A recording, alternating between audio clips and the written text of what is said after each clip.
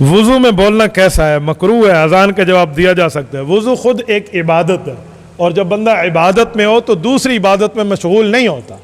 تو اذان کا جواب دینا عبادت ہے، آپ ایک عبادت میں دوسری عبادت نہیں کر سکتے۔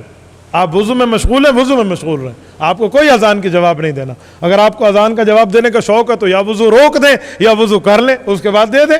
تو ایک ہی بات، یہ جو کہتے ہیں نا مسجد میں جو نماز کے انتظار میں اسے سلام نہ کرو۔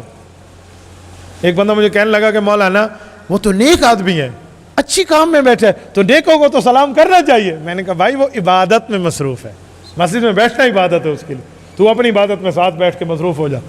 سلام کرنا تو بعد میں کر لینا، وہ اپنے ذکر اللہ میں لگا ہوا ہے، الا اللہ کر السلام علیکم، وہ کہہ رہا الا اللہ لے کر استڑے میں سے، تو کیسے استڑے میں سے کو جواب دے گا بھائی؟ تو وہ تب جواب دے گا جب وہ عبادت میں مصروف ہی نہ ہو، یا تو عبادت سے فارغ ہو پھر آپ سلام کریں۔ تو ایک عبادت میں مصروفیت پر دوسری عبادت کے معاملات میں آپ دخل اندازی نہیں فرما سکتے۔